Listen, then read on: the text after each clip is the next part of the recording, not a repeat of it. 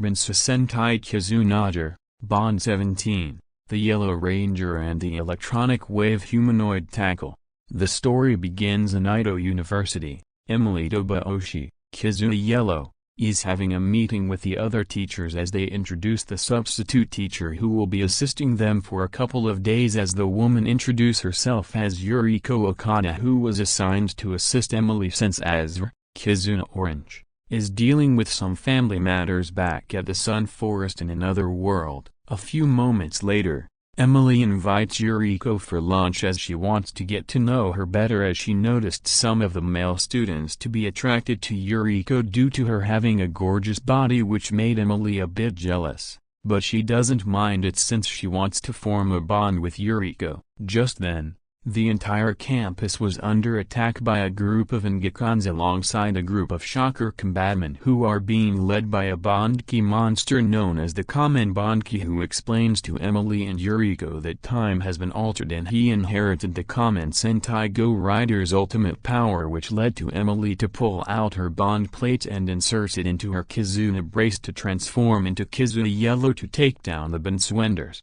But she was extremely surprised to see Yuriko staying behind and remove all of her clothing and putting on her superhero suit to become the electronic wave humanoid tackle to take down the shocker combatmen. Just then, Emily pulls out the Denzaman Legend bond plate and inserts it into her Kizuna brace to perform the Denzai punch to knock down the Ngakons and the shocker combatmen to help Yuriko face against the Kamen Bondki. But then they confronted by a monster called Kizuna Man, who was created by Shocker to enter the Kizunagers world to capture both Emily and Yuriko, as he let a cloud of knockout gas to make them lose conscious and passed out on the ground. Meanwhile, at the Kizunagers' secret base, Togo and his friends, Kirihiro, Naga, and Yadra, are concerned about Emily's disappearance after hearing about Edo University being attacked by the Bansouenders, but also were confused about the group of shocker combatmen assisting them since they couldn't believe that they actually exist.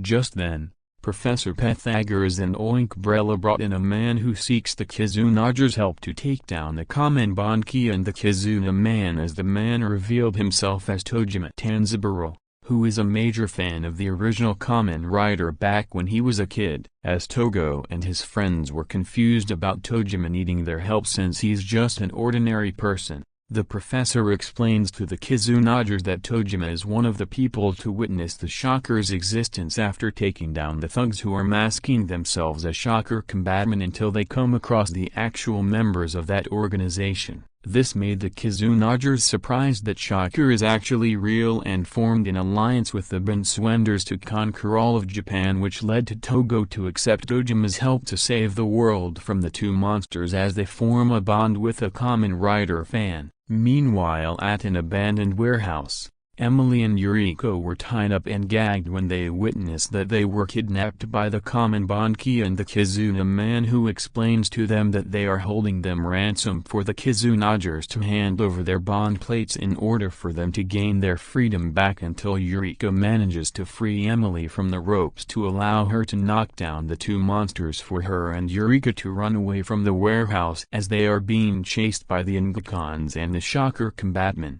After going into hiding in a nearby cafe, Emily asked about Yuriko becoming Tackle since she couldn't believe that she is actually becoming a hero to face against the shocker combatmen. Yuriko explains to her backstory where she was bullied by other boys when she was a child until her father showed her Kamen Rider stronger and she became a fan of electronic wave humanoid tackle. But one day, after accidentally stumbling upon Tackle's death in episode 30 of Stronger, she resolved to become Tackle herself, and while training for years in preparation for the upcoming Shocker Tag to honor her name, this made Emily impressed by Yuriko's determination to becoming Tackle to save the world from Shocker to honor her deceased hero, as it reminds her of the day when she first joined the Kizuna 5 to face against the Zetsuenders. But then Emily and Yuriko noticed the Ngakons and shocker combatmen invading the entire cafe to lure them out, as Emily transformed into Kizuna Yellow while Yuriko changed into Tackle to save the citizens from the Ngakons and the shocker combatmen.